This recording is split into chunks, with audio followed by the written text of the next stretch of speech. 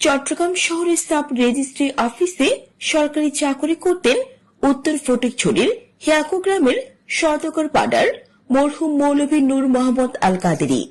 তার বাবা মাওলানা নবিদুর রহমানও ছিলেন ভারতের দেওবন্দের প্রখ্যাত আলেম।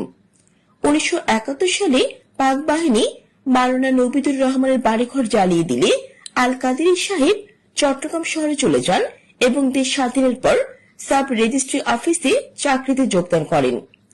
তৎকালীন সময়ে ফটিকছড়ির উত্তরাঞ্চল ছিল অবহেলিত, শিক্ষায় ছিল খুবই অনগ্রসর। এই চিন্তা থেকে জনাব কাদেরী সাহেব সিদ্ধান্ত নিলেন এলাকার মানুষকে শিক্ষার আলোয় আলোকিত করবেন। 1975 সালে এলাকার আব্দুল মালিক চৌধুরী, আব্দুল সালাম মাস্টার সহ আরো অনেক গণ্যমান্য ব্যক্তিরা হিয়াকো এলাকায় একটি নিম্ন মাধ্যমিক বিদ্যালয় প্রতিষ্ঠার উদ্যোগ নেন, যাতে কাদেরী সাহেবও সামিল হন।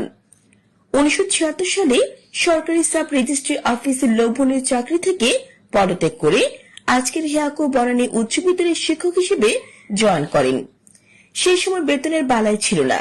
এত লোভনীয় চাকরি ছেড়ে শুধুমাত্র এলাকার মানুষ এবং তাদের সন্তানাদিদের শিক্ষিত করার ইচ্ছে থেকে এই ধরনের ঘটনা বা প্রচেষ্টা হয়তো আজকের দিনে বিরল। তিনি খুবই সৎ, ন্যায়পরায়ণ, ধার্মিক ও সামাজিক মানুষ ছিলেন।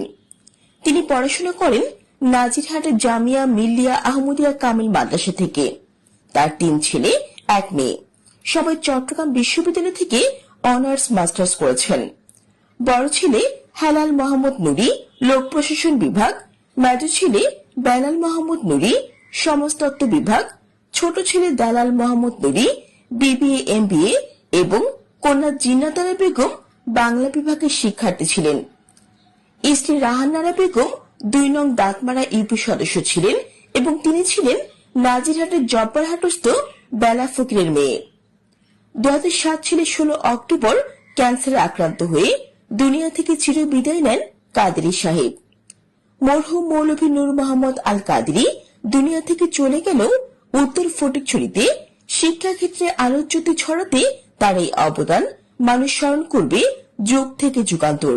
মৃত্যু বার্ষিকীতে কাদেরী ফাউন্ডেশন এবং নুরি ফ্যামিলির উদ্যোগে আজকের অনলাইনে দোয়া ও আলোচনা সভায় এসব কথাই বলেন এলাকার শিক্ষক, আলেম, আইনজীবী, ব্যাংকার, ব্যবসায়ী, সরকারি বেসরকারি কর্মকর্তা, সমাজ প্রতিনিধি সহ সমাজের নানা শ্রেণী পেশার মানুষ। এতে মুখ্য আলোচক ছিলেন বিশিষ্ট ব্যবসায়ী ও সমাজসেবক হেলাল মোহাম্মদ নুরি। সভায় সভাপতিত্ব করেন নুরুল আনোয়ার। সভা পরিচালনা করেন বেলাল মোহাম্মদ নুরি। দোয়া পরিচালনা করেন মাওলানা নুরুল আফসার নোমানী।